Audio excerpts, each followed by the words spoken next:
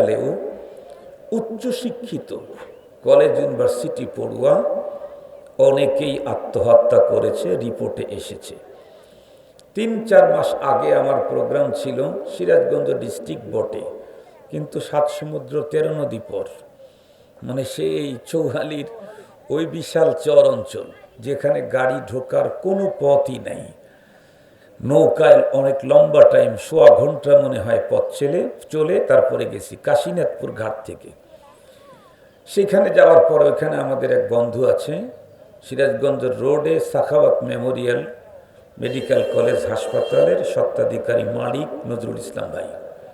তো উনি বললেন যে আমাদের সিরাজগঞ্জের ওসি সাহেব, এসপি সাহেব, উনি বলেছেন যে হুজুরকে বলবেন হুজুর যেন আত্মহত্যার উপরে কোরআন হাদিসের আলোকে একটু আলোচনা করে। কেন বলে, ইদানিং সিরাজগঞ্জের ভিতরে আত্মহত্যার প্রবণতা বেড়ে গেছে। এগুলি শুনতে শুনতে দেখতে দেখতেই হঠাৎ করে বাংলাদেশের জন্য একটা লজ্জাজনক এবং অত্যন্ত দুঃখজনক এক ঘটনা ঘটল এই গত বুধবারে। সেটাও ঢাকা শহরের অভিজাত এলাকা, সেটি হচ্ছে ধানমন্ডি, যেখানে আমাদের জাতির জনক বঙ্গবন্ধুর বাড়িঘর যেখানে, সেই এরিয়াতে আর কি, সেই ধানমন্ডিতে অভিজাত এরিয়া, সেখানে ৭ নম্বর রোড ২৫ নম্বর বাসায় এক ভদ্রলোক লম্বা টাইম লাইভে কথা বলে শেষে নিজের বৈধ পিস্তল দিয়ে নিজের মাথায় গুলি করে সুইসাইড করেছে। এটার কারণে তামাম পৃথিবীব্যাপী এ বিষয়টা এখন আলোচনা সমালোচনা হচ্ছে। যে আত্মহত্যা করেছে তার একটা মেয়ে মডেল জামতা, সে হলো চিত্রনায়ক, ছেলে অনেক বড় উচ্চশিক্ষিত, অস্ট্রেলিয়ায় থাকে। তাহলে আমাদের মতো নর্মাল ফ্যামিলির না, উচ্চবিত্তের ফ্যামিলির একজন মানুষ, এবং সে গার্ডিয়ান। মোহতারাম হাজিরিন, এই ঘটনায় সে যে লম্বা টাইম লাইভে এসে যেই কথাগুলি বলেছে, এরপরে সে আত্মহত্যা করেছে। সব বর্ণনা তো আপনারা হয়তো অনলাইন, ফেসবুক, পেপার, পত্রিকায় দেখেছেন, ওইগুলি আমার বলা দরকার নেই। আমি শুধু বলতে চাচ্ছি একটা জিনিস, পৃথিবীতে আত্মহত্যার প্রবণতা বাড়তেছে কেন? অথচ দিন যত গড়তেছে পৃথিবীর মানুষ পার্থিব জগতে সুখ, শান্তি, সমৃদ্ধি এবং ভোগ বিলাসের যত আসবাব সব এখন নতুন নতুন তৈরি হচ্ছে। কথা বলেন ঠিক না ব্যাঠিক? যেমন সহজ কথা বললে আপনারা বুঝবেন, আমি এক গ্রামের মানুষ, আপনারাও গ্রামের মানুষ। আমার বয়স এখনো 50 হয় নাই। 1280 বাংলা, 12ই অগ্রহণ বুধবার আমার জন্ম, বাংলার 80-তে, তার মানে এখনো আমার 50 বছর হয় নাই। আমি ছোটবেলায় যা দেখলাম সেটা হলো গ্রামের মানুষ যাদের জমি জমা বেশি থাকতো তাদের বাড়িতে গোয়াল ঘরে গরু বেশি থাকতো। কেন? জমি আবাদ করতে চাইলে গরু মহিষের হাল ছাড়া, লাঙ্গল ছাড়া কোনো উপায় ছিল না। কিছুদিন চলে যেতে যেতেই ট্রাক্টর এবং আরও কি বলে পাওয়ার টিলারের এখন আমদানি, এখন আর হাল চাষ করতে কোনো গরুর প্রয়োজন নেই। আমরা আগে দেখতাম মানুষ কত কষ্ট করে ধান কাটতে হইতো, ধান মারতে হইতো, ধান লাগাইতে হইতো। এখন এই কষ্ট যাতে মানুষ না করে, চায় না, অনেক ধান লাগানোর, ধান কাটার, ধান মারার সব মেশিন তৈরি করে ফেলেছে। আমরা ছোটবেলায় দেখতাম ফ্যামিলির সদস্য যতগুলোই হোক, এরা ভাত রান্না করে খেতে চাইলে এটা আগে ঢেকিতে বাড়া বেনে এই চাউল বের করা লাগতো। মহিলারা রাত্রি 3টায় উঠে সকালবেলায় কি পাকায়া খাওয়াবে, লেবার তো নিয়েছে 5টা, পাট ক্ষেত নিড়ানি দিতে হবে, এই জন্য এই রাত 3টার সময় উঠে ঢেকিতে বাড়া বেনে চাউল বের করত ধান থেকে। সেই ঝামেলা এখন নেই, এখানে সুবিধা। এরপরে চাউল ঝাড়ার ঝামেলাটাও এখন নেই, এখানেও সুবিধা। এরপরে আমরা দেখতাম এই কূপের থেকে পানি উঠানো লাগতো, কূপের থেকে পানি উঠানো লাগতো, সেই ঝামেলাও এখন নেই, টেপ ছাড়লেই এখন পানি উঠে। এরপরে কাপড় চুপড় পরিষ্কার করা লাগতো নিজের হাতে। আগে তো খার দিয়ে কাপড় পরিষ্কার করছে, খার। আজকের নতুন প্রজন্মরা বুঝবে না, যারা মুরব্বী তারা বুঝবেন। খার এটা তৈরি করা লাগতো। কত কষ্ট করে মেয়েরা যে ঘরের আসবাবপত্র কাপড় চুপড় পরিষ্কার করা লাগতো। এখন ওয়াশিং মেশিন, ওয়াশিং পাউডার শুধু না, ওয়াশিং মেশিনও এখন এসে গেছে। পাউডার তো আস্তে আস্তে ওয়াশিং মেশিন, কাপড়টা শুধু মেশিনের ভিতরে ছেড়ে দিবেন, বাস আপনার কাজ শেষ। সুইচটা দিয়ে আসবেন, আপনি দিয়েছেন ময়লা কাপড়, এই কাপড় ভিজে পরিষ্কার হয়ে 80% শুকিয়ে গেছে, নিয়ে এসে আপনি একটু বিছিয়ে দিলেন, হয়ে গেল, আর কোনো কাজ নাই। পথ চলার জন্য আগে মানুষ 10 কেজি 50 কেজি 1 মণ ধান বিক্রি করতে চাইলে কাঁধে করে ভারে করে নিয়ে যাওয়া লাগতো চান্দাইকোনা হাটে। এখন ঘরের দরজাতেই পাইকার এসে হাজির হয়ে থাকে, আর নেওয়ার জন্য কাঁধে করে বহন করার কিছু নেই।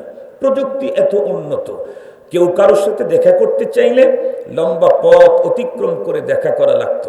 এখন প্রযুক্তির কারণে আমেরিকাতে থাকে ছেলে, দৈনিক আধা ঘন্টা পর পর ছেলে, ছেলের বউ, বাচ্চা, নাতি নাতনি সবাইকে দাদা দাদি সহ দেখা করার প্রযুক্তি এখন মানুষের হাতের মুঠোয়।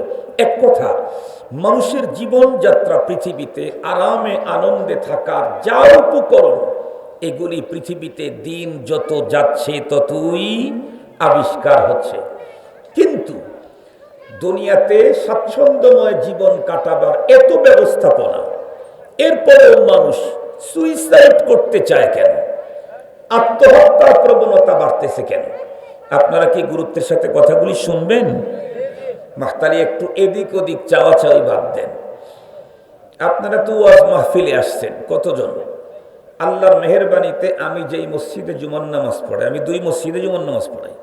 একটা হলো আল আমান বাহেলা মসজিদ, ওই যে বেলকুচির নাম করা মসজিদ, এখানে 1 জুমা পড়াই। আর 3 জুমা পড়াই ঢাকাতে। ঢাকার যেই মসজিদে জুমার নামাজ পড়াই, সেই মসজিদে জুমার দিন ঠোঙ্গায় টাকা ওঠে 1,28,30,000। তাহলে বুঝেন মুসল্লি কতগুলি। যেই মুসল্লিরা মসজিদে জায়গা না পেয়ে স্টাফ কোয়ার্টার রোডের এক সাইড বন্ধ করে যারা নামাজ পড়ে, তার সংখ্যাও আপনাদের উপস্থিতির চাইতে 5 গুণে বেশি। আমি গ্রামগঞ্জে সহজে আসতে চাই না। গ্রামগঞ্জে আসতে চাই না কেন? স্বর্ণ তো স্বর্ণই, কিন্তু গ্রামে স্বর্ণের দোকান দিলে পেটে ভাত যাবে না। স্বর্ণ তো স্বর্ণই, নাকি বলেন? কিন্তু গ্রামে যদি স্বর্ণের দোকান দেয়, কয় টাকা বেচা কেনা হবে দৈনিক? এই জন্য গ্রামে সহজে আসতে চাই না। আসতে হলো এক বিশেষ কারণে। তো আসতে যেহেতু আল্লাহ নিয়ে আসছেন, একটু কথা দুটা শোনেন, কিছু তো ফায়দা হবেই, আমারও হবে, আপনাদের হবে। আর এখন তো ওয়াজের নামে আওয়াজ চলে। ওয়াজের নামে কি চলে? আওয়াজ চলে। যার আওয়াজ যত সুন্দর, তার পিছনে তত বেশি শ্রোতা। আসতে হলে ওয়াজ শুনতে, শুনে যায় আওয়াজ। ওয়াজ কোনটার আওয়াজ কোনটা এটাও পাবলিক বুঝে না। আমরা ওয়াজ করতে এসেছি, আওয়াজ শুনাইতে আসিনি। টার্গেট হলো ওয়াজ, তবে ওয়াজ করতে গেলে আওয়াজটা দরকার আছে, সুরের দরকার নাই, সুর ছাড়া ওয়াজ হয়। এর একটু ভালো করে শোনেন, যুবক ভাইরা তোমরাও শোনো। আমরা তো এখন শেষের দিকে, আল্লাহ তোমাদের হায়াতে বাঁচা রাখলে তোমাদেরকেই আগামী দিনে এই দুঃখ দুর্দশার মোকাবেলা করতে হবে। এই জন্য তোমাদের জন্য আরো বেশি দরকার এই বয়ানগুলা। পৃথিবীতে মানুষের স্বাচ্ছন্দ্যময় জীবন কাটাবার উপকরণ প্রতিদিন নতুন নতুন আবিষ্কার হচ্ছে পৃথিবীতে, প্রতিদিন।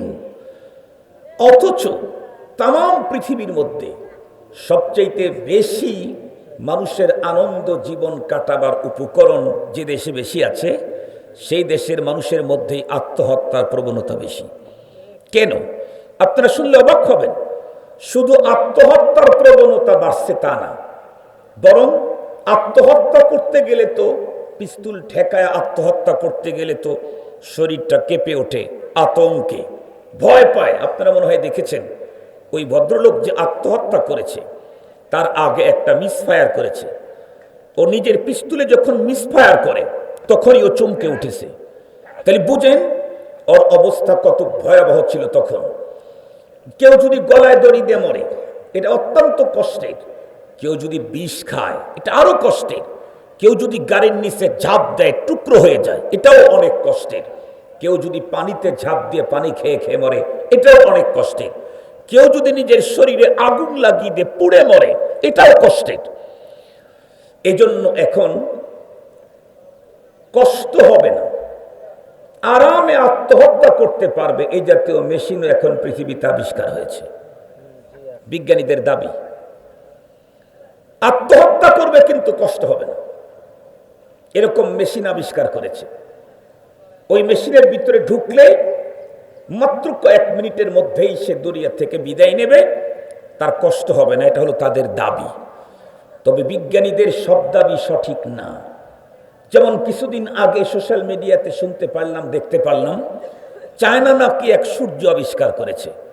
সেই সূর্যের তাপ নাকি এই সূর্যের চাইতে 5 গুণে বেশি।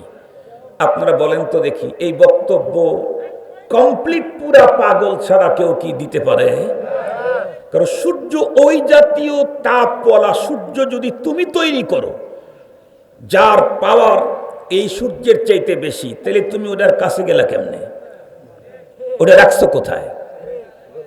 রব্বুল আলামিনের সূর্য তো কত হাজার কোটি মাইল দূরে। তাই আষাঢ় মাসে যখন তাপ দেয়, সহ্য হয় না, পাগলের মতো হয়ে যাও, হিট স্ট্রোক করে মারা যাও। আর চায়নাতে তৈরি করে চায়নাতেই রাখলা কোথায়? সেটা আবার ওইটার চাইতে 5 গুণে পাওয়ারফুল। তার মানে এটা হলো কমপ্লিট একজন পাগলের বক্তব্য ছাড়া কোনো সুস্থ মস্তিষ্কের মানুষ এ কথা বলতেই পারে না। এই জন্য বিজ্ঞানীদের সব তথ্য সঠিক না, সব কথাই সঠিক না।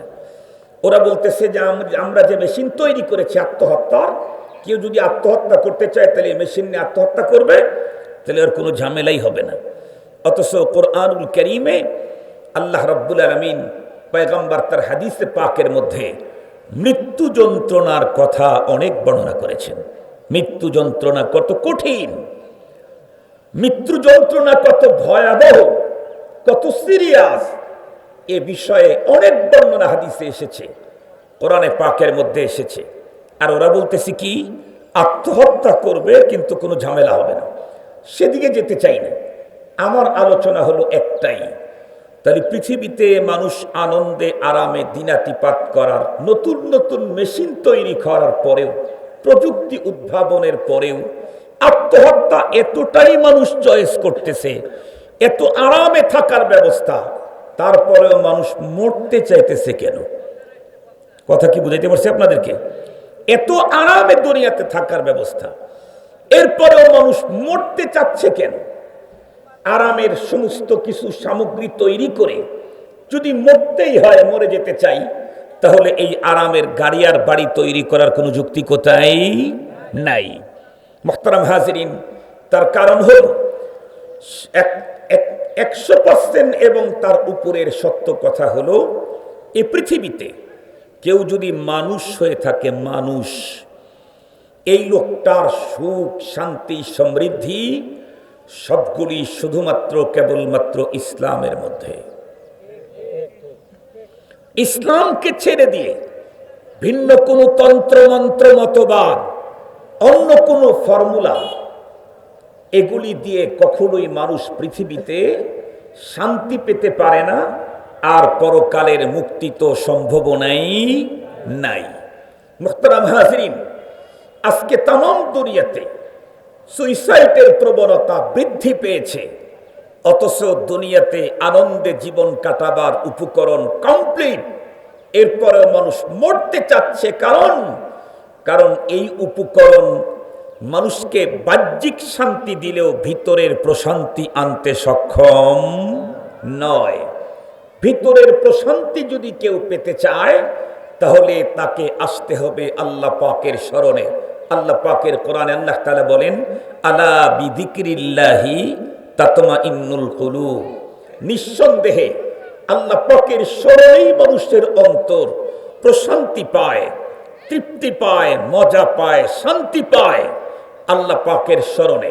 আল্লাহ পাকের শরণ বলতে শুধু লা ইলাহা ইল্লাল্লাহ নামের এটার জিকির না, লা ইলাহা ইল্লাল্লাহর জিকির, আল্লাহ আল্লাহর জিকির, সুবহানাল্লাহর জিকির, কোরআনে পাকের তিলাওয়াত, সালাত আদায়, সিয়াম কিয়াম, নামাজ পড়া, রোজা রাখা, হজ করা, যাকাত দেওয়া, সৎ পথে চলা, সত্য কথা বলা, সবগুলি আল্লাহর স্মরণের মধ্যেই আছে। মুহতারাম হাজরিন, আপনারা যারা দেখেছেন জেনেছেন তারা তো অবশ্যই জানেন, যেই ভদ্রলোক নিজের পিস্তল দিয়ে মাথায় ফায়ার করে আত্মহত্যা করলো, সে লম্বা টাইম পর্যন্ত তার দুঃখ দুর্দশা এই কথাগুলি সে বলেছে। সেই যে দুর্দশার ভিতরে যে কথাটা ফুটে উঠছে সেটা হলো একাকিত্ব। সে একদম একা। সেই প্রথম ধাপে যখন করোনা শুরু হয় তার আগে উনি ওনার ফ্যামিলি থেকে এখানে চলে আসছেন, মানে বাইরে থেকে এখানে আসছেন। এরপরে এক লম্বা টাইম পর্যন্ত একা একাই ঘরে ছিলেন, যদিও তার স্ত্রী অথবা তার সন্তান বাইরে, মেয়ে তো এদেশেই আছে। এরপরেও উনি একাকিত্ব থাকতে থাকতে আরো কিছু ঘটনা তার চোখের সামনে ঘটাতে হতাশা ওনাকে পেয়ে ফেলেছে। আপনার একটা সহজ কথা বলি, এই লোকটা যদি 5 ওয়াক্ত নামাজ জামাতের সাথে আদায় করত, তাহলে বলুন তো দেখি 5 ওয়াক্ত নামাজে 5 বার কত মানুষের সাথে দেখা হতো? তখন কি একাকিত্ব হতো? সে যদি মসজিদে গিয়ে সম্পর্ক করত, নিজের সন্তান তাকে ভুলে গেলেও নিয়মিত কোনো মুসল্লির পাশে নামাজ পড়লে 3 দিন যদি কোনো মুসল্লি না আসে, ওই মুসল্লি তাকে খুঁজতে থাকে, কি ব্যাপার, উনি তো প্রতিদিন আমার পাশে নামাজ পড়ে, আজকে কেন আসলেন না? উনি খুঁজে বেড়ায় কেন? মনে রাখবেন, ব্লাডের সম্পর্কের চাইতে ধর্মের সম্পর্ক মজবুত বেশি হয়। ব্লাডের সম্পর্কের চাইতে ধর্মের সম্পর্ক আরো মজবুত হয়। ব্লাড সম্পর্ক আমার সন্তান আল্লাহ না করুক, ও যদি ইসলাম না মানে, ও যদি ধর্ম না মানে, ওর সাথে আমার সম্পর্ক শেষ। কিন্তু আরেকজন মুসলমান কালোর কালো থাকে আফ্রিকার জঙ্গলে, জীবনে তার সাথে দেখা হয় নাই, কথা হয় নাই, তার ভাষা আমার ভাষা ভিন্ন, তার চেহারা আমার চেহারা ভিন্ন, তার সভ্যতা আমার সভ্যতা ভিন্ন, তার দেশ আমার দেশ ভিন্ন, তার কান্ট্রি আমার কান্ট্রি ভিন্ন, তার রুচি আমার রুচি ভিন্ন, কিন্তু কালিমার এক কালিমা লা ইলাহা ইল্লাল্লাহ, এই কালিমার সূত্র ধরে সে আমার আপন। কেমন আপন? নবীজি বলেন কাজাসাদিন ওয়াহিদিন, এক দেহের মতো। ইনিস্তাকা আইনুহু ইস্তাকা কুল্লুহু, একটা দেহের ভিতরে চোখের এক কর্নারে ছোট্ট একটা বালিকণা ঢুকলেই পুরা দেহটা অস্থির হয়ে যায়। নবীজি বলেন তাম পৃথিবীর মুসলমানগুলি একটা দেহের মতো। আফ্রিকার জঙ্গলের এক মুসলমান আক্রান্ত হলে বাংলাদেশের মুসলমান তার দ্বারায় ব্যথিত হবে। এটা হলো ইসলামের দাবি, এটা হলো ইসলামের চাওয়া। তাহলে ব্লাড কানেকশনের চাইতেও ধর্মীয় কানেকশন অনেক উন্নত। যদিও ব্লাড কানেকশনে ব্যর্থ হয়েছি, ধর্মীয় কানেকশনটা যদি আমরা ঠিক রাখতে পারতাম, তাহলে এই লোকের ভিতরে এই হতাশা আসার কোনো সুযোগ ছিল না। এই লোকটা হতাশায় সুইসাইড করলো, সে তার টোটাল জীবনটাকেই বরবাদ করে দিল। হাদিসে পাকের মধ্যে এসেছে, যে ব্যক্তি পৃথিবীতে যেই পদ্ধতিতে সুইসাইড করবে, সেই ব্যক্তিকে পরপারে ওই পদ্ধতিতে খালিদাম মুখাল্লাদা, আজীবন তাকে ওভাবে শাস্তি দিবে রব্বুল আলামিন। ওই যে সুইসাইড করছে পিস্তল ঠেকিয়ে, মরণের পরে আল্লাহ পাক ওকে প্রতিদিন প্রতিবার ওর মাথার মধ্যে পিস্তল ঠেকায় ওকে ওভাবেই আত্মহত্যার মতো ওই সিস্টেম চলতেই থাকবে আজীবন। কত বড় ভয়াবহ কথা!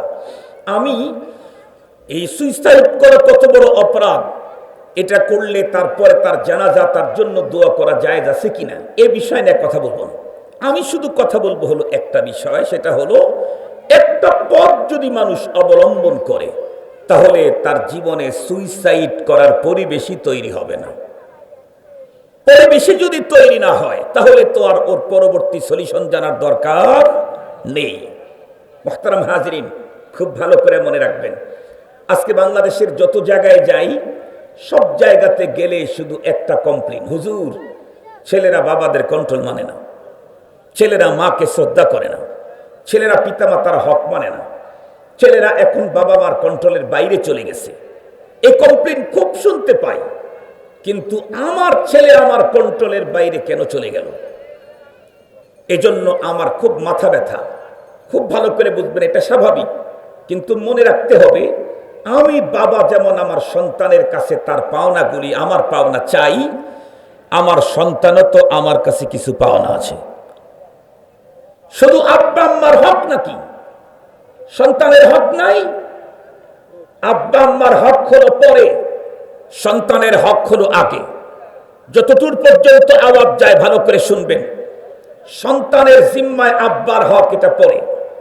আমার সন্তান যতদিন পর্যন্ত বালেগ হয় নাই, অতদিন পর্যন্ত শরীয়ত ওর উপরে আসে নাই, ওর উপরে নামাজ ফরজ হয় নাই, ওর উপরে রোজা রাখা ফরজ হয় নাই, ওর অপরাধকে রব্বুল আলামিন ধরবেন না যতদিন বালেগ হয় নাই। আমার সন্তানের উপরে আল্লাহর হক, শরীয়তের হক হলো বালেগ হওয়ার পরে। আমার হক সন্তানের জিম্মায় বালেগ হওয়ার আগে। কিন্তু সন্তানের হক সন্তান জন্মের পরে না, সন্তান জন্ম নেওয়ারও আগে। সুবহানাল্লাহ। আমি বাবা যদি সন্তানের পাওনা যথাযথ না দিই, তাহলে আমার ছেলে আমাকে পাওনা দিবে, এটা কখনো আশা করা যায় না। মুহতারাম হাজিরিন, আমাদেরকে আগে সন্তানের হক আদায় করতে হবে, তাহলে সন্তান আমার হক আদায় করবে। দুঃখের সাথে বলতে হয়, আমার দেশে অনেক রত্নগর্ভা মা আছে, অনেক রত্ন আছে দেশে, যারা দেশ বিদেশে অনেক বড় নাম করেছে। মুসলিম অনেক বই, অনেক কিতাব, অনেক গবেষণা, অনেক আবিষ্কার তাদের আছে, কিন্তু সন্তানের হক কয়টা এটা জানে এইরকম বাবার সংখ্যা বাংলাদেশে কম। অনেক বাবা, বাবা থেকে প্রমোশন হয়ে এখন দাদায় চলে গেছে। বুঝেন না আমার কথা? বাবা এখন বাবা নাই, বাবা তো বাবা আছে, এখন দাদা হয়ে গেছে, প্রমোশন হয়েছে। আরো দাদা হওয়ার পরে সন্তানের হক কয়টা এটাই মুসলিম বাবা এখনো জানে না। যে বাবা সন্তানের হক জানে না, ওই বাবা সন্তানের হক যথাযথ পালন করেছে এটা কখনো মেনে নেওয়া যায় না, কল্পনাই করা যায় না। মুহতারাম হাজিরিন, আমি মাত্র শর্ট সংক্ষেপে দুইটা কথা বলবো। এক নাম্বার, সন্তানের প্রথম হক হলো সন্তান জন্মের আগে। কখন?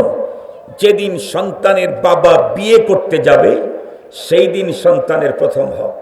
সেটি কি?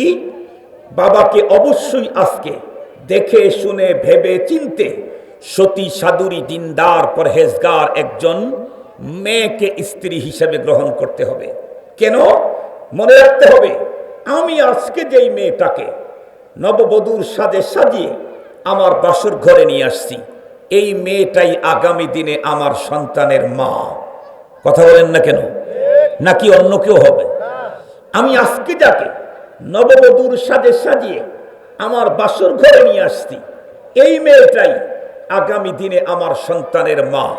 সুতরাং আমি আমার স্ত্রী চয়েস করতে গেলে সন্তানের প্রথম হক, আমি যদি বিয়ে করার সময় এমন এক মহিলাকে বিয়ে করলাম, নারীকে বিয়ে করলাম যে বাবার কন্ট্রোল মানে না, মার উপরে চোখ রাঙায়, যে বাসায় খাবার খেলে তার উদর ভরে না, যে ফাস্টফুডের দোকানে দাঁড়িয়ে দাঁড়িয়ে পুরুষের সাথে জ্যাম করে খাবার খেতে মজা পায়, যে পার্কে পার্কে রাত আর দিন ফ্রেন্ড সার্কেলদেরকে, বয়ফ্রেন্ডকে নিয়ে রাত কাটায়, দিন কাটায়, যে 31st নাইট উদযাপনের জন্য বাবার নিষেধাজ্ঞাকে উপেক্ষা করে কলেজের ফ্রেন্ডকে নিয়ে রাত্রি 12টা 1 মিনিটের পরে আনন্দে মেতে ওঠে, যে ভ্যালেন্টাইন্স ডের মতো লজ্জাজনক এক দিবস পালনে বাবা মায়ের কন্ট্রোলের বাইরে চলে যায়, এই জাতীয় এক নারীকে যদি আমি আজকে আমার স্ত্রী হিসেবে নিয়ে আসি, আর 2 বছর 5 বছর পরে ওর পেট থেকে যদি একটা সন্তান জন্মগ্রহণ করে, ও মেয়ে হওয়ার পরেই বাবার কন্ট্রোল মানে নাই, মার উপরে চোখ রাঙিয়েছে, ওর পেট থেকে যদি ছেলে হয়, সেই ছেলে বাবা আর মাকে মানার প্রশ্নই আসে না। এই ছেলে বাবা মাকে মানবে? প্রশ্নই আসে না। মুহতারাম হাজিরিন, এজন্য মনে রাখবেন, সন্তানের প্রথম হক আপনি আদায় করেন, তাহলে আপনার একাকিত্ব জীবন যাপন করতে হবে না। সন্তানের হক আপনি আদায় করেন, তাহলে সুইসাইড করতে হবে না। সন্তানের হক আপনি আদায় করেন, আপনার সন্তান আপনার কন্ট্রোলের বাইরে যাবে না। এরপরেও যদি যায়, ওই সন্তানের কপাল পড়া বদনসিব। স্বাভাবিকভাবে 99% সন্তান ভালো হবে, এক দুইটা তো অ্যাক্সিডেন্ট হইতেই পারে। নবীর ঘরে কি ভিন্ন রকমের সন্তান আসে নাই? হযরতে নূহ আলাইহিস সালামের ঘরে খোদাদ্রোহী সন্তানও এসেছে। হযরত ইব্রাহিম আলাইহিস সালাম, তার আব্বা আযর আল্লাহ বিরোধী ছিল। কিন্তু দুই একজন, স্বাভাবিক নিয়ম, মা যেমন হবে, গাছ যেমন হবে, ফল তেমন হবে, মা বাবা যেমন হবে, সন্তান তেমন হবে। মুহতারাম হাজরিন, খুব ভালো করে মনে রাখবেন।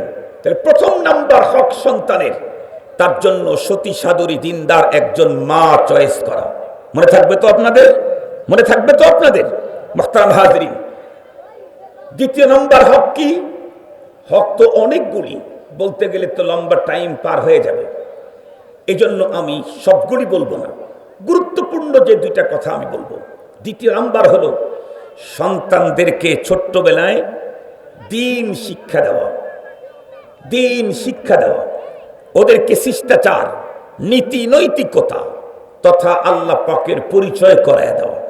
আমার দেশের সিস্টেম হলো, যার ঘরে বাচ্চা আসে, বাচ্চা জন্মের পরে বাচ্চার ফুপু, খালা, মা, নানি, দাদি, বাবা সবাই বাচ্চাটাকে ছোট্টবেলায় বলে আব্বা বলো আব্বা, আম্মা বলো আম্মা, দাদা বলো দাদা, দাদা দাদা দাদা বলো। এগুলি হলো আমার দেশের মুসলমানদের তালিম। আসলে পদ্ধতি কি?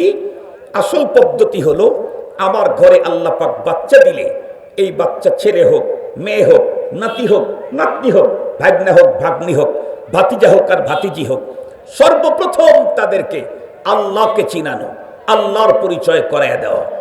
সন্তানের মুখ থেকে সর্বপ্রথম লা ইলাহা ইল্লাল্লাহ, আল্লাহ আল্লাহ শব্দ বের করে দেওয়া। কেন?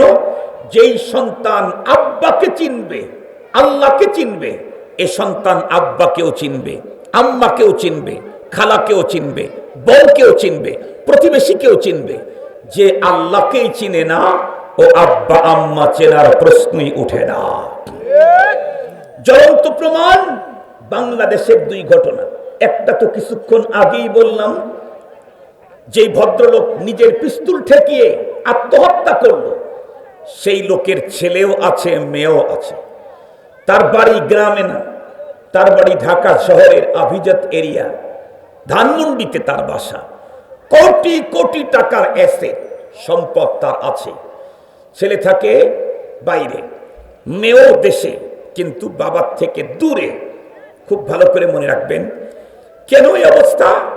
এই অবস্থার তৈরি হয়েছে, নিশ্চিত এই লোক সন্তানের হক আদায় করে নাই। সন্তানের কি হক ছিল? প্রথম নাম্বার হক সন্তানের জন্য একজন দিনদার মা ব্যবস্থা করা। কারণ মা যদি খারাপ হয়, শুধু সন্তান নষ্ট হয় না, নিজের জীবনেও কষ্ট হয়। কথা বলেন?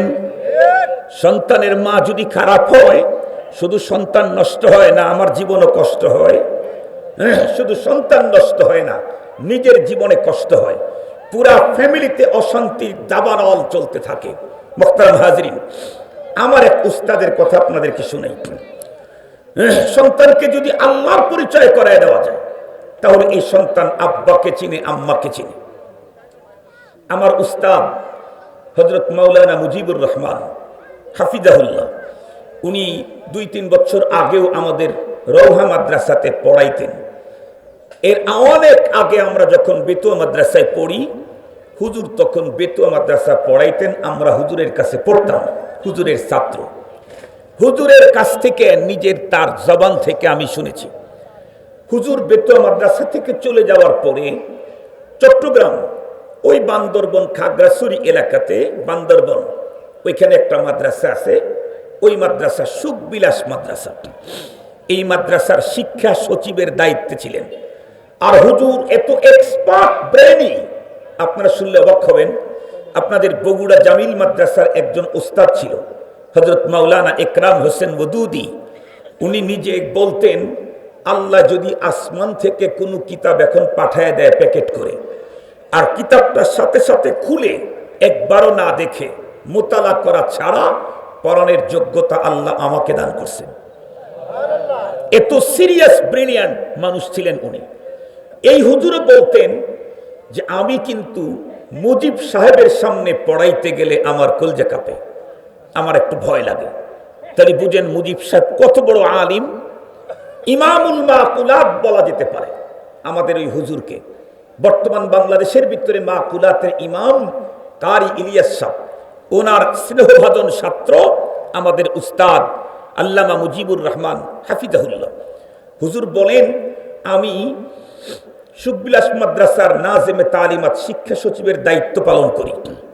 আম্মা জান অবস্থা দিন দিন খারাপ হয়ে গেল, মার অবস্থা যত খারাপ হয়ে গেল, শেষে আমি করলাম কি, আমি আমার চাকরি ছেড়ে দিলাম, মাদ্রাসা পড়ানি ছেড়ে দিলাম। হাদিস পড়াইতেন, ওইটা ছেড়ে দিয়ে আসলেন। মাদ্রাসা কোরআনের তাফসীর পড়াইতেন, ওইটাও ছেড়ে দিয়ে আসলেন বাসায়। কেন? হুজুর বলেন, আমি জানি আল্লাহ যদি আমাকে হায়াত দেয় আমি পরবর্তীতে হাদিস তাফসীর পড়াইতে পারবো, কিন্তু আমার মা তো বৃদ্ধা হয়ে গেছেন, অসুস্থ হয়ে গেছেন, উনি দুনিয়ার থেকে চলে গেলে ওনার আর খেদমত করার সুযোগ, আমি যদি 1000 বছর পৃথিবীতে বেঁচে থাকি মার খেদমত করার সুযোগ আমি পাবো না। এই জন্য উনি কি করলেন, আমি মাদ্রাসার চাকরি ছেড়ে দিয়ে মার খেদমতের জন্য বাড়িতে চলে আসলাম। ভালো করে বুঝবেন, এই মা তার সন্তানকে আল্লাহর সাথে পরিচয় করায় দিয়েছে, আল্লাহকে চিনাইছে, তাই সন্তান মায়ের খেদমতের জন্য চাকরি ছেড়ে দিয়ে বাড়িতে এসেছে। আর ওই বাবা তার সন্তানদেরকে দুনিয়া চিনাইছে, আল্লাহ চিনায় নাই। এই জন্য সন্তানেরা বাবাকে ছেড়ে বছরের পর বছর বাইরে থাকে, ফোন দিয়ে খবরটা পর্যন্ত নেয় না। যে সন্তানকে আল্লাহর পরিচয় করাইতে পারবেন, আমি গ্যারান্টি দিয়ে বলতে পারি আপনাকে উন্নত খাবার হয়তো সেই সন্তান দিতে পারবে না, আপনার জন্য উন্নত বিছানার ব্যবস্থা হয়তো সন্তান তার অর্থনৈতিক সচ্ছলতার কারণে হয়তো পারবে না, অসচ্ছলতার কারণে। কিন্তু সন্তানকে আল্লাহর পরিচয় করায় দিলে আপনি যতই বৃদ্ধ হতে থাকবেন, আপনি যত অসুস্থ হতে থাকবেন, সন্তান তখন ততই আপনার কাছে আসতে থাকবে। আপনাকে বৃদ্ধাশ্রমে পোস্টিং দেওয়ার ফিকির পৃথিবীর কোনো আল্লাহর পরিচয় পাওয়া মুসলমান করতে পারে না। মুহতারাম হাজিরিন, খুব ভালো করে শুনেন, কোরআন শরীফের মধ্যে আল্লাহ পাক কি বলেছেন? আল্লাহ পাক বলেন, কাদা রাব্বুক আল্লাহ তা'বুদু ইল্লা ইয়্যা। কাদা রাব্বুক আল্লাহ তা'বুদু ইল্লা ইয়্যা, তোমাদের রব চূড়ান্ত ফয়সালা করেছেন। এই ফয়সালা কার? কথা বলেন, কার?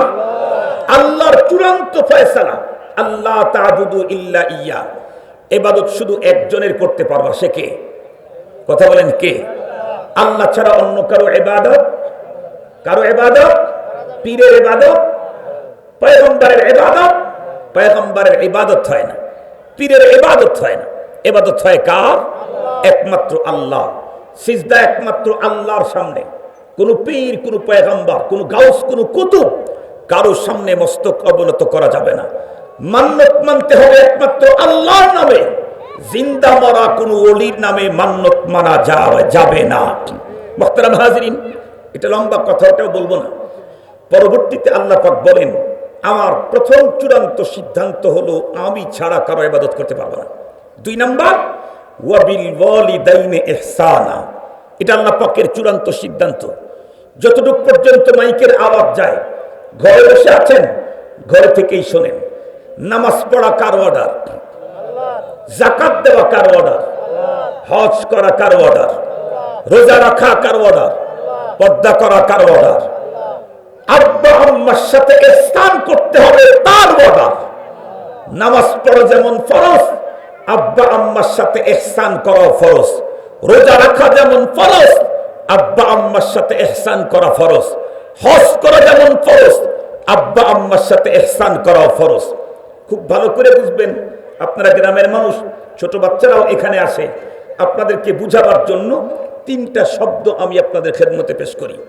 এক নাম্বার হলো জুলুম, আর একটা হলো ইনসাফ, আর একটা হলো ইহসান। কয়টা শব্দ বললাম? জুলুম, ইনসাফ, ইহসান। আল্লাহ পাক রব্বুল আলামিন আব্বা আম্মার সাথে কোনটা করতে বলেছেন? জুলুম।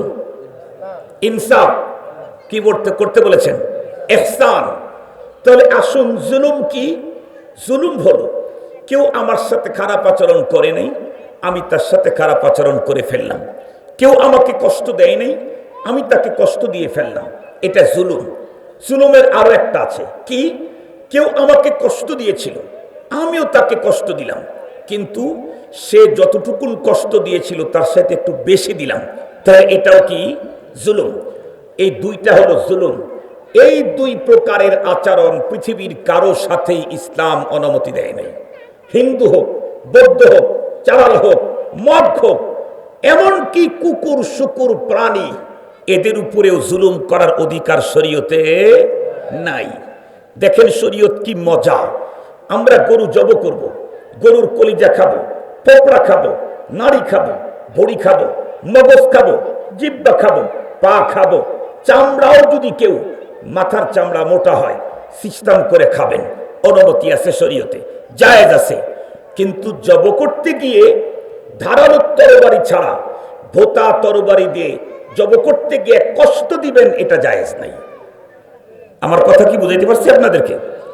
গরু জব করে ওর কলজা খাবো, বড়ি খাবো, চামড়া খাবো, মস্তক খাবো, সব খাবো, কিন্তু জব করার সময় ভোতা তরবারি, ভোতা তরবারি বুঝেন তো, বোগদাক বলে আমাদের অঞ্চল ভাষায়, এটা কাটে না, ফেসাইতে ফেসাইতে চামড়াই কাটে না, এই পদ্ধতিতে কষ্ট দিয়ে তাকে জব করার অনুমতি নেই, এটা হারাম। পিঁপড়া যদি আমাকে, পিঁপড়া দেখতেছি, মাজুল দেখতেছি, অথবা দেখতেছি কি বলে বল্লা, এটা আমাকে আঘাত করতে পারে, আমি এটাকে মারবো, শরীয়তে অনুমতি আছে। কিন্তু আগুন দিয়ে পোড়ানোর অধিকার কাউকে দেওয়া হয় নাই। আগুন দিয়ে পোড়ায় দেওয়ার অধিকার দেওয়া হয় নাই কাউকেই না। আগুন দিয়ে কাউকে পোড়ানো, তাজিব বিন্নার লা ইয়াজুজ ইল্লা লিরাব্বিন নার, আগুন দিয়ে শাস্তি দেওয়া একমাত্র আল্লাহর অধিকার। পৃথিবীর অন্য কারোর জন্য কাউকেই আগুন দিয়ে পোড়ানোর অধিকার নাই। তাহলে খুব ভালো করে বুঝবেন, জুলুম কারোর সাথেই করা যাবে না। আমার মুসলমান হোক আর অমুসলমান হোক, আমার দেশের হোক আর বিদেশের হোক, মানব হোক আর দানব হোক আর জানোয়ারি হোক। এখন আসেন আর একটা হলো ইনসাফ। ইনসাফ কি? কেউ আমার সাথে একটা ভালো আচরণ করেছে, আমি তার সাথে ভালো আচরণ করলাম অতটুকুন যতটুকুন সে করেছে। কেউ আমার সাথে মন্দ আচরণ করেছে, আমি তার সাথে মন্দ আচরণ করলাম কতটুকুন যতটুকুন মন্দ আচরণ সে করেছে। তাহলে এটাও ইনসাফ। এটা সবার বেলায় ইনসাফ, প্রতিবেশীর সাথে ইনসাফ, গ্রামের মানুষের সাথে ইনসাফ, অপর দেশের মানুষের সাথে ইনসাফ, পশু পাখির সাথে ইনসাফ, ভাইয়ের সাথে ইনসাফ, বরের সাথে ইনসাফ, স্ত্রীর সাথে ইনসাফ, স্বামীর সাথে ইনসাফ, সন্তানের সাথে ইনসাফ, এটা করার অর্ডার করা হয়েছে। কিন্তু আব্বার সাথে আম্মার সাথে শরীয়ত ইনসাফ করতে বলেছেন। কি বলেছেন? ইহসান করো। এই যুবক ভালো করে শুনবা, ইহসান কি জিনিস? কেউ আমাকে উপকার করে নাই, আমি তার একটা উপকার করলাম, এটা ইনসাফ, ইহসান। কেউ আমাকে উপকার, খারাপ আচরণ করছে, আমি তার সাথে ভালো আচরণ করেছি, এটাও ইহসান। কেউ আমার সাথে ভালো আচরণ করেছে, আমি তার সাথে তার চাইতে বেশি ভালো আচরণ করেছি, এটার নাম হলো ইনসাফ। মনে থাকবে তো, ইনসাফ তিন প্রকার। একটা হলো কেউ আমার সাথে ভালো আচরণ খারাপ আচরণ করে নাই, আমি প্রথমেই তার সাথে ভালো আচরণ করতেছি, এটাও ইনসাফ। কেউ আমাকে জুলুম করেছে অথচ আমি তার সাথে ভালো আচরণ করতেছি, এটাও ইহসান। এই আগেরটাও ইহসান, এটাও ইহসান। আর একটা হলো কেউ আমার সাথে ভালো আচরণ করেছে, আমি তার সাথে তার চাইতে বেশি ভালো আচরণ করতেছি, তাহলে এটা হলো ইহসান। এবার আসুন, আব্বা আম্মার সাথে আল্লাহ আমাদেরকে কি করতে বলেছেন? ইনসাফ না ইহসান? ইহসান। ইহসান মানে উনি যদি খারাপ আচরণ করেন, আমি খারাপ আচরণ করতে পারবো না, ভালো আচরণ করতে হবে, তাইলে হবে ইহসান। আব্বা আম্মা আমার সাথে খারাপ আচরণ করছে, কিন্তু আমি যদি খারাপ আচরণ করি, তাহলে যতটুকুন ওনারা করেছিলেন ততটুকুন যদি করি, তাহলে এটা হবে ইনসাফ। আল্লাহ পাক আব্বার সাথে ইনসাফ করতে বলছেন না ইহসান করতে বলেছেন? ইহসান। আব্বা যতটুকু খারাপ আচরণ করেছে আমি তার চাইতে বেশি খারাপ আচরণ আব্বার সাথে যদি করি তাহলে এটা তো জুলুম, এটা তো অন্য মানুষের জন্য জায়েজ নাই, আব্বা আম্মার জন্য তো অবশ্যই নাই। আব্বা আম্মার সাথে ইনসাফ করলে হবে না, ইহসান করতে হবে। তার মানে উনি আমাকে কষ্ট দিয়েছেন, দুঃখ দিয়েছেন, তারপরেও আমি আব্বা আম্মাকে কষ্ট দুঃখ দেওয়ার অধিকার নাই। 2 নাম্বার কি, উনি আমাকে ভালোবাসা দিয়েছেন, তাহলে আমি যদি ওই পরিমাণে ভালোবাসা দেই তাহলে হবে ইনসাফ। আমাকে দিতে হবে তার চাইতে, কথা বলেন না কেন, তার চাইতে বেশি।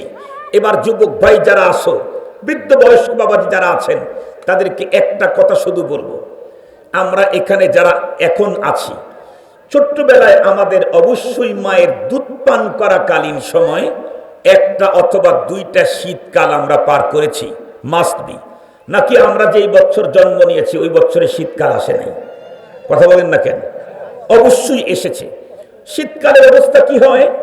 আকাশে যদি মেঘ হয়, ঘন কুয়াশা যদি হয়, সত্য প্রবাহ যদি চলে, সুস্থ মানুষগুলাও পেশাব ঘন ঘন করতে হয়। ঠিক বললাম? ঠিক বললাম? আর যাদের বহুপুত্র আছে তাদের তো ডাইরেক্ট লাইন। সত্য প্রবাহ যদি শুরু হয়, 3 দিন হয় আকাশে সূর্য দেখা দিচ্ছে না, রোদ নাই, কোনো কিছু শুকাইতেছে না, বাতাস, তাহলে দেখবেন পেশাবে যাওয়া আসা করতে করতে অবস্থা টাইট। আমি আপনি যখন ছোট ছিলাম, আমার ছোটবেলায় যখন মায়ের দুধ পান করতাম, সত্য প্রবাহ শুরু হয়ে গেছে, 4 দিন পর্যন্ত মা আকাশে সূর্যের আলো দেখতে পায় নাই। মা রাত্রিকালীন আমাকে নিয়ে খুব পেরেশান, ফজরের আগ থেকে মা পেরেশানি করেন, সব কাপড় চুপড় তো আমি পেশাব করে ভিজে ফেলেছি, এখন আগামীকাল রাত্রে কেমনে কি হবে? দিনের বেলায় বোন নেবে, ভাই নেবে, ফুপু নেবে, বাবা নেবে, কিন্তু রাত্রের বেলায় কার কাছে? কথা বলেন, রাত্রের বেলায় কার কাছে? মার কাছেই। তখন কেউ নেবে না, কারণ 6 মাসের বাচ্চা আমি, 3 মাসের বাচ্চা আমি। মার মাথার মধ্যে পেরেশান, যেই সত্য প্রবাহ, যেই শীত তীব্রতা, বাচ্চা যদি পেশাব করে এই পেশাবের ভিতরে 1 ঘন্টা থাকে, নিউমোনিয়া ধরে যাবে, বাচ্চারা বাঁচানো সম্ভব হবে না। এজন্য মা সকাল থেকেই আমাকে নেয়ার জন্য নেকড়া, তেনা, কাতাকুতা যা আছে এগুলি চুলার উপরে দিয়ে দিয়ে এপিট ওপিট করে করে মা শুকাইতেন। সন্ধ্যা পর্যন্ত 8টা নেকড়া, 8টা তেনা উনি শুকাই ফেলছেন, 8টা মাত্র নেকড়া, আর শুকাইতে পারেন নাই। এশার নামাজের পরে মা আমাকে নিয়ে বেডে গেলেন। ফজর পর্যন্ত, এশার থেকে ফজর পর্যন্ত সময় হলো 6 ঘন্টা বা 8 ঘন্টা, ধরে নেন 8 ঘন্টা। এই 8 ঘন্টা, সেই 4 মাস শীতকালীন সময়ে মা কোনো একটা দিনও 1 ঘুমে 8 ঘন্টা কাটায় নাই। মা আধা ঘন্টা পর পর চুপকে উঠতেন, না জানি আমার ছেলে পেশাব করে এই পেশাবের ভিতরে ঠান্ডা জায়গায় শুয়ে আছে, আমার ছেলেকে নিউমোনিয়া ধরতে পারে, ছেলেটা মারা যেতে পারে। মা বেড়ে গেছেন 8 ঘন্টার ঘুমের টাইম, মা আধা ঘন্টা পর পর আমার নিচে হাত দিয়ে দেখে সত্যি আমি পেশাব করে ফেলেছি। 8 ঘন্টা পর পর, 40 মিনিট 50 মিনিট পর পর মা আমার নেকড়াগুলি চেঞ্জ করতে থাকে। 8টা শেষ হইতে 4 ঘন্টা, 5 ঘন্টাতে শেষ, আরো রাত্রি বাকি আছে ফজরের সালাতের 3 ঘন্টা। মা বিপাকে, এখন এই বাচ্চাটাকে কেমনে কি করি? আমার বাবাও অত বড় জমিদার না, অতগুলি কিছু আমাদের বাসাতে তখন ছিল না, তো কি করতেন মা তখন? মা তখন আগামীকালকে পরার জন্য তার যে কাপড়টা ছিল সেই কাপড়টাই মা আমাকে দিয়ে দিলেন, একটা আঁচলের উপরে আমাকে শুয়াইলেন। 40 মিনিট পরে আবার ওটাও পেশাব করে দিলাম। মা আর একটা আঁচলে আমাকে শুয়াইলেন, 40 মিনিট পরে এটাও পেশাব করে দিলাম। মার সব পুঁজি এখন শেষ, মা এখন কি করবে? মা তখন আমাকে বাঁচাবার জন্য, আমার প্রতি মায়ের ইহসান, আমার প্রতি মায়ের দরদ হলো, মা নিজের পরনের কাপড়ের একটা আঁচল গায়ের থেকে সরায়া শুধু কোমরের নিচের অংশটা পরে উপরের অংশটা আমাকে দিয়ে দিলেন। 40 মিনিট 30 মিনিট পরে আমি আবার ওটাও পেশাব করে ফেললাম। মা এখন কি করবেন? মা তখন আমার পেশাব করা ভিজা অংশটা মা নিজে জড়ায় ধরলেন, আর তার শুকনা অংশটা মা আমার নামে বরাদ্দ দিয়ে দিলেন। এভাবে ফজর পর্যন্ত মা আমাকে যাতে কষ্ট না হয় ইনসাফ করলেন, দয়া করলেন। আমি মাকে বলতেও পারি নাই মা আমি পেশাব করে ফেলেছি, এ আওয়াজও করতে পারি নাই। মা নিজের পক্ষ থেকেই রাত্রে 8-10 থেকে 12 বার কাপড় চেঞ্জ করলেন। এই যুবক, তুমি যদি আল্লাহর আদালতে নিরঙ্কুশ যদি মুক্তি পেতে চাও, আল্লাহর আদালতে যদি তুমি আসামির কাঠগড়ায় দাঁড়িয়ে তুমি যদি অপরাধী শাস্তি না চাও, তাহলে আল্লাহ পাকের ওয়ার্ডার হলো ওয়াবিল ওয়ালিদাইনি ইহসানা, আব্বা আম্মার সাথে তোমাকে ইহসান করতে হবে। তার মানে তোমার ছোট্টবেলায় সত্য প্রবাহের সময় তোমার মা আমার মা এক রাত্রে 12 বার জেগে জেগে আমার কাপড় পরিবর্তন করে দিয়েছে। মা আজকে অসুস্থ হয়ে গেছে, ডায়াবেটিক্সের পেশেন্ট হয়ে গেছে, মা এখন পেশাব করে ফেলেন বিছানাতে, তোমাকে আমাকে রাত্রি জেগে 14 বার মায়ের কাপড় চেঞ্জ করে দিতে হবে, এটা আল্লাহর অর্ডার। তুমি যদি 12 বার পরিবর্তন করো তাহলে তো সমান সমান হলো, এটা ইনসাফ। তুমি যদি সারা রাত জেগে জেগে 12 বার পরিবর্তন করো তাহলে তো সমান সমান হলো, এটা ইনসাফ। তোমাকে আর আমাকে ইনসাফ করতে বলা হয় নাই। পৃথিবীর সবার সাথে ইনসাফ করলেই চলবে, আব্বার মার সাথে ইনসাফ করলে হবে না, আরো আগে আগে ইহসান করতে হবে। কথা বলেন, কি করতে হবে? আব্বা আম্মার সাথে ইনসাফ না, ইনসাফ তো ভাইয়ের সাথে, বোনের সাথে, প্রতিবেশীর সাথে, অন্য মুসলমানের সাথে, ভিনদেশী ভিন্ন লোকের সাথে, বাবা আর মায়ের সাথে হতে হবে ইহসান। এখন আমি আর আপনি একটু ফিকির করে দেখি, আমি যদি ছোটবেলাতেই আমার সন্তানদেরকে আল্লাহ পাকের কোরআনের এই অমিয় বাণীর তালিম যদি দেই, তাহলে এই সন্তান কখনোই কোনোদিন আমি বার্ধক্যতায় পৌঁছে গেলে, আমি অসুস্থ হলে এ সন্তান আমাকে ছেড়ে অন্যত্র চলে যাবে অথবা আমাকে বৃদ্ধাশ্রমে ট্রান্সফার করে দিবে, এটি কখনোই কল্পনা করা যায় না। আজকে সারা বাংলাদেশে দেখেন, আপনারা হয়তো বা গ্রামের মানুষ শুনেন নাই, বাংলাদেশের নাম করা একটা বিশ্ববিদ্যালয়ের অধ্যাপক, নাম করা একটা বিশ্ববিদ্যালয়ের অধ্যাপক, নাম করা একজন সাহিত্যিক, তার মৃত্যু হলো কিছুদিন আগে বাথরুমের পাশে পড়ে থেকে। তার মৃত্যু হলো।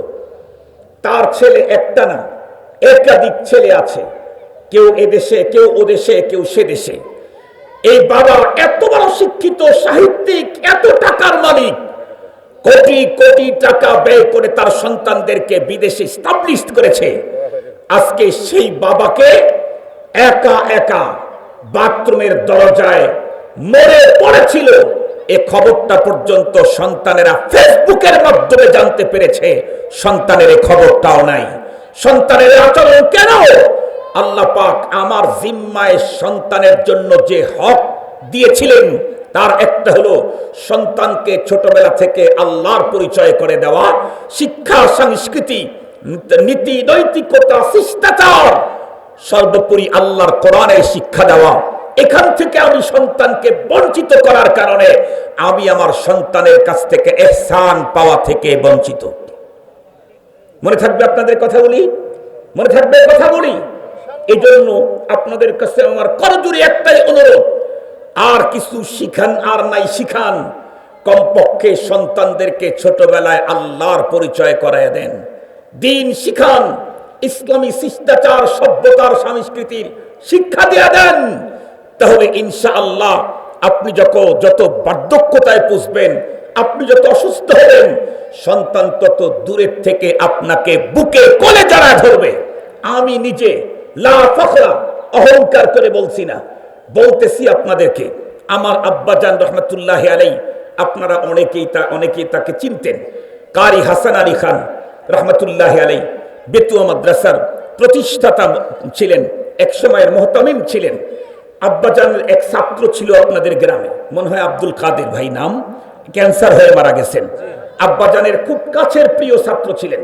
আব্বাজান খুব আব্দুল কাদের ভাইয়ের নাম বলতেন। সম্মানিত সুধী, খুব ভালো করে বুঝবেন, আমার আব্বাজানের আমরা 8 ছেলে, আমরা 8 ভাই, 8 জন আলেম, আল্লাহ শুকুর। 8 জন আলেম হলেও আল্লাহ পাক আমাকে আমার বাপের এত বেশি খেদমত করার সুযোগ দিয়েছেন। আমার ইমিডিয়েট বড় ভাই রাজশাহী আল্লামা মোহাম্মদ মিয়া কাসিমি মাদ্রাসা শেখুল হাদিস আল্লামা আব্দুল হাকিম সাহেব হাফিজাহুল্লাহ, উনি আব্বা ইন্তেকালের পরে আমাকে ডেকে বলে, আব্দুল বাসেত তোমার তো জাহে কিসমত, এই শব্দটাই বলেছেন, আব্দুল বাসেত তোমার জাহে কিসমত। আমরা 7 ভাই মিলে বাবার যতটুকু খেদমত করতে না পেরেছি, তুমি একাই তার চাইতে বেশি করতে পেরেছো। আমার আব্বা যখন অসুস্থ হয়ে গেলেন, আমি আব্বার বাসা, আমাদের পুরাতন বাসা থেকে একটু রাস্তায় এসে এক জায়গা অল্প একটু জায়গা কিনে ঘর করেছিলাম। আমি একটা ঘর তৈরি করেছি আব্বা এবং আমার পীর সাহেবের নামে, একটা ঘর, এবং সেই ঘরে এসি লাগাবার জন্য ব্যবস্থা করে রেখেছিলাম, পারি নাই, সময় পাই নাই। অ্যাটাচ সেখানে কমোড এবং নর্মাল টয়লেট সেখানে বসিয়েছিলাম। আব্বা জানের পায়ে একটা রোগ হইল, গ্রামের লোক বলে উরাথম্বা, চিনেন নাকি আপনারা? এই অসুস্থতায় আব্বাজানের অপারেশনের পরে আব্বাজানকে আমার বাসায় রাখলাম। আব্বাজানকে, আমার আব্বাজান অনেক উঁচা ছিলেন, আমার চাইতে উঁচা ছিলেন, স্বাস্থ্য খুব বেশি, 2 জন ধরলে নিয়ে যাওয়া খুব কষ্ট হয়। এই জন্য আব্বাজানকে এইভাবে করে, ছোট বাচ্চাকে যেভাবে বুকের ভিতরে জড়ায় ধরে, ওইভাবে বুকের ভিতরে জড়ায় ধরে খাটের থেকে এরকম করে উঁচা করতাম, উঁচা করে নিয়ে কমোডের উপরে বসায় দিতাম। এরপরে আব্বাজান টয়লেট শেষ করলে আবার বুকে জড়ায় ধরে নিয়ে এসে আবার ওখানে শোয়া রাখতাম। আমি তো এটা করি, আমার ভাইয়েরাও এটা চায়, সবাই চাইতেছে যে খেদমতটা আমি করি, সবাই চাইতেছে আমি করি। এটা কেন? কারণ আমার আব্বা আমাদেরকে আল্লাহর পরিচয় করায় দিয়েছেন। এই জন্য আব্বা যত অসুস্থ হচ্ছে, ততই আমার ভাইয়েরা, কেউ চাকরি থেকে চলে আসতেছে, বাদ দিয়ে না, চলে আসতেছে, কাছে বসতেছে, দেখতেছে, এটা খাবেন, ওইটা খাবেন, কি খাবেন, কি ভালোবাসা। আব্বার পায়ে হাত দেওয়া, মাথায় হাত দেওয়া, পায়ে তেল লাগানো, মাথায় তেল লাগানো, কাপড় চুপড় নিজেরা পরিষ্কার করে দেওয়া। আলহামদুলিল্লাহ। এটা হয়েছে কেন? আমার আব্বা আমাকে আল্লাহর পরিচয় করায় দিয়েছেন, আর আল্লাহ আমাকে অর্ডার করেছেন, ওয়াবিল ওয়ালিদাইনি ইহসানা ইম্মা ইয়াবলুগান্না ইনদাকাল কিবার আহাদুহুমা আও কিলাহুমা ফালা তাকুল লাহুমা উফ ওয়ালা তানহারহুমা ওয়া কুল লাহুমা কাওলান কারীমা ওয়াখফিজ লাহুমা জানাহাদ দুল্লি মিনার রাহমা ওয়া কুর রাব্বিরহামহুমা কামা রাব্বায়ানি সগীরা। সময় নেই, আল্লাহ কোরআনে কি অর্ডার করেছেন আমাদেরকে, সেই কথাটা আপনাদেরকে বুঝাবার মতো সময় আমার নেই। আমি শুধু একটা শব্দই আজকে আপনাদেরকে বুঝাইলাম, ওয়াবিল ওয়ালিদাইনি ইহসানা, ওয়াবিল ওয়ালিদাইনি ইহসানা। তুমি যেই হও, যত বড় হও, যে চেয়ারে হও, যে পাওয়ারের হও, যে দেশেরই হও, দুনিয়ার সবার সাথে ইনসাফ করলে চলবে, কিন্তু বাবার সাথে ইনসাফ করলেও চলবে না। ইহসান করতে হবে, ইহসান করতে হবে। আজকে দুঃখের কথা হলো, বাবার সাথে ইহসান তো দূরের কথা, আমরা তো ইনসাফও করতেছি না। বাবার প্রতি জুলুম দিন যত ঘটতেছে ততই বাড়তেছে, মায়ের প্রতি জুলুম দিন যত ঘটতেছে ততই বাড়তেছে। মুসলমান মনে রাখবেন, যতটুকু কোরআন হাদিস পড়েছি, 14 বছর পড়েছি, 20-22 বছর কোরআনের তাফসীর পড়াই, হাদিসের কিতাবও পড়াই, এ পর্যন্ত আমি পাই নাই যে ছেলে অনেক বড় আল্লাহর কুতুব আর পিতামাতা তার উপরে অসন্তুষ্ট, তারপরে সে জান্নাতে যাবে, এমন কোন পড়াপড়ি অপশন আজ পর্যন্ত আমার চোখের সামনে পড়ে নাই। যত বড় কুতুব হোক, যত বড় মন্ত্রী মিনিস্টারই হোক না কেন, সৌদি আরবের মক্কার প্রেসিডেন্ট যদি হয়, কাবা শরীফের ইমাম যদি হয়, এরপরেও পরপারে মুক্তি পেতে চাইলে বাবা আর মাকে সন্তুষ্ট করেই যেতে হবে জান্নাতে, তার আগে নয়। আব্বা আম্মাকে সন্তুষ্ট করেই যেতে হবে জান্নাতে, তার আগে নয়। আজকে মুসলিম সমাজের মুসলমান তরুণ, তোমার আজকে যেমন জীবন আছে, যৌবন আছে, এটা তোমার বাবারও একদিন ছিল, তোমার দাদারও একদিন ছিল। এ জীবন আর যৌবন চিরকাল থাকে না। সূর্যের পাওয়ার যতই দেখো না কেন, 3 ঘন্টা পরে সূর্যের পাওয়ারের ভিতরে নিঃসন্দেহে ধস আসে, সূর্যের পাওয়ারের ভিতরে নিঃসন্দেহে হ্রাস আসে। তোমার আমার যৌবনের ভিতরে, জীবনের ভিতরে হ্রাস আসবেই, ধস আসবেই। একদিন তোমাকে আমাকে বাবার জায়গায় যেতে হবে, বাবার বেডে বসতে হবে। সেই দিন বুঝবা একাকিত্বের জীবন কত কষ্টের, সেই দিন বুঝে আসবে সন্তানের ভালোবাসা কত প্রয়োজন, সেই দিন বুঝে আসবে সন্তানের চেহারা দেখলে কত মজা লাগে, না দেখলে কত কষ্ট লাগে। এই জন্য আমি আমার আলোচনাকে আর দীর্ঘায়িত করতে চাই না, তবে মুসলমানদেরকে একটা মেসেজ পৌঁছাইতে চাই।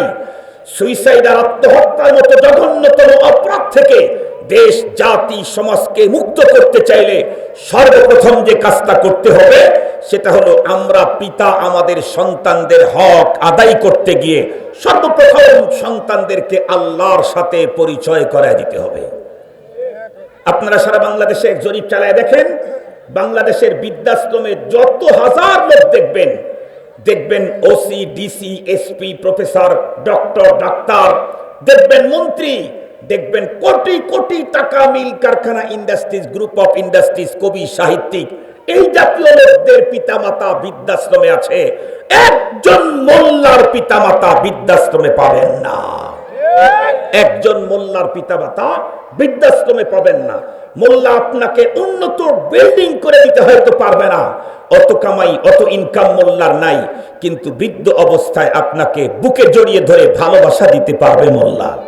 এজন্য আমার আহ্বান আপনাদের কাছে ভাই, আমরা আমাদের সন্তানের হকগুলি আদায় করি, আল্লাহ আমাদেরকে তৌফিক দান করুক। সন্তানের হক অনেক, এগুলো একটা কিতাব আছে, কিতাবের ভিতরে পাওয়া যায়, এখান থেকে আপনারা শিখে নেবেন, জেনে নেবেন। আমি আমার আলোচনাকে আর দীর্ঘায়িত করতে পারতেছি না, সুযোগ নেই, নাইলে আমার দিলের ভিতরে তামান্না ছিল। আপনাদের উপস্থিতি, আপনাদের কথা শোনার ভঙ্গিমা আমাকে আকৃষ্ট করে ফেলেছে। আমার মনে চাইতেছিল যে আরো 1 ঘন্টা বলতে থাকি, আপনাদেরকে আমার ব্যথার ভিতরের কথাগুলি, আল্লাহর কালামের কথাগুলি আপনাদেরকে শোনাইতে থাকি। সময় ফেভার না করার কারণে আমি পারতেছি না। আমি আপনাদের কাছ থেকে বিদায় নিচ্ছি। যতটুকুন আলোচনা করলাম ইনশাআল্লাহ আমরা নিজেরা, আমি আমল করার চেষ্টা করব, আপনারা আমল করার চেষ্টা করবেন, অন্যদেরকে কথাগুলি পৌঁছায় দিবেন। আল্লাহ পাক আমাদেরকে তৌফিক দান করুন। কোনো কথা আছে নাকি ভাই? মোনাজাত হয়ে যাবে নাকি? মোনাজাত হয়ে যাবে, তার আগে জি জি, ওয়াসসালাতু ওয়াসসালামু আলা সাইয়্যিদিল আমবিয়া ওয়াল মুরসালিন ওয়া আলা আলিহি ওয়া আসহাবিহি আজমাইন। আল্লাহুম্মা লাকাল হামদু কুল্লু ওয়া লাকাশ শুকরু কুল্লু ওয়া লাকাল খালকু কুল্লু ওয়া লাকাল মুলকু কুল্লু বিয়াদিকাল আমরু কুল্লু ইলাইকা ইয়ারজিউল আমরু কুল্লু ইন্নাকা আলা কুল্লি শাইইন কাদির। ইয়া হাইয়্যু ইয়া কাইয়্যুম বিরহমাতিকা নাস্তাগীস, ইয়া হাইয়্যু ইয়া কাইয়্যুম বিরহমাতিকা নাস্তাগীস। আসলিহ লানা শা'নানা কুল্লাহু ওয়া লা তাকিলনা ইলা আনফুসিনা তারফাতা আইন। রব্বুল আলামিন, মেহেরবান আল্লাহ, আমরা দিনই একটা মাহফিল তোমার ঘরের উন্নয়ন কল্পে অত এলাকার যুব সমাজের মেহনতে অনুষ্ঠিত আজকের এই মাহফিলের আখিরি মুহূর্তে কবলাল আসর তোমার কাছে ভিক্ষুকের মতো হাত উত্তোলন করেছি। রব্বে করিম, দয়া করে মেহেরবানি করে আমাদের আশা, বসা, আজকের ইন্তেজাম, আয়োজক, শ্রোতামণ্ডলী, ওয়াইজিন সকলকে তুমি কবুল করে নাও। আল্লাহ, আমাদের জীবনের সমুদায় গুনাহগুলি তুমি মাফ করে দাও। আল্লাহ, আমাদের আব্বা আম্মা যারা কবরে চলে গেছে তাদেরকে চিরস্থায়ী ক্ষমা করে দাও। আল্লাহ, তাদের কবরগুলি তুমি জান্নাতের বাগান বানায় দাও। আল্লাহ, আমার মতো পিতা হারানো কত সন্তান যেখানে হাত উঠাইছে, আল্লাহ দয়া করে মেহেরবানি করে আমাদের আপনজন যারা কবরে গেছে তাদেরকে জান্নাত দান করো। আল্লাহ, যারা বেঁচে আছে তাদেরকে হেদায়েত কামেলা নসিব করো। আল্লাহ, যাদের মনের ভিতরে বৈধ তামান্না আছে কবুল করে নাও। কে কোন দুঃখে আছে আল্লাহ দুঃখ দূর করে দাও। কে কোন মুসিবতের মধ্যে আছে আল্লাহ মুসিবত হটাইয়া দাও। আল্লাহ, যে যুব সমাজ 5 বছর হয়ে এখানে কোরআনের মেলার ব্যবস্থা করতেছে, এদেরকে তোমার দ্বীনের জন্য কবুল করে নাও। এদের রুজি রোজগার হায়াতের ভিতরে বরকত দান করো, সুস্থতার ভিতরে বরকত দান করো। এদেরকে তোমার দ্বীনের সিপা সালার সৈনিক হিসাবে কবুল করে নাও। আল্লাহ, তামাম আলমের জমিনের নিচে যত মুসলিম নারী পুরুষ আছে তাদের সকলকে ক্ষমা করে দাও। আল্লাহ, দেশে বিদেশে আমাদের আপনজন যারা আছে তাদেরকে সুস্থতার সঙ্গে নেক হায়াত বাড়ায় দাও। আল্লাহ, আমাদের প্রত্যেককে সুস্থতার সঙ্গে নেক হায়াত বাড়ায় দাও। আল্লাহ, আমাদেরকে বেশি বেশি করে নেক আমল করার তৌফিক দান করে দাও। আল্লাহ, অনেক মানুষ তোমার ঘরে টাকা দিয়েছে, জানি না কার কোন নিয়ত, প্রত্যেকের নেক নিয়ত তুমি পূরণ করে দাও। আল্লাহ, আমাদের প্রত্যেককে পিতামাতার হক আদায় করার তৌফিক দান করে দাও। আল্লাহ, আমাদেরকে প্রত্যেককে তুমি আত্মহত্যার মতো জঘন্যতম অপরাধ থেকে হেফাজত করো। আল্লাহ, তুমি আমাদের প্রত্যেককে সন্তানের হক আদায় করার তৌফিক দান করে দাও। আল্লাহ, আমাদের পরিবেশ পরিবার সকলকে তুমি দিনদার বানায় দাও। আল্লাহ, আজকের এই মাহফিল কবুল করে নাও। এই মাহফিলের উসিলে আমাদেরকে জান্নাতের ব্যবস্থা করে দাও। যেই যুবকরা আজকের আয়োজন করেছে, এখানে যে মুরব্বীদের সহযোগিতা আছে, রাজনৈতিক নেতৃবৃন্দ, প্রশাসন, সকলের সহযোগিতাকে কবুল করে নাও। এ উসিলা করে আমাদেরকে তোমার দ্বীনের কাজ করার তৌফিক দান করে দাও। সুবহান রাব্বিকা রাব্বিল ইজ্জাতি ইজ্জাতি আম্মা ইয়াসিফুন ওয়া সালামুন আলাল মুরসালিন ওয়ালহামদুলিল্লাহি রাব্বিল আলামিন আমিন বিরহমাতিকা ইয়া আরহামার রাহিমিন।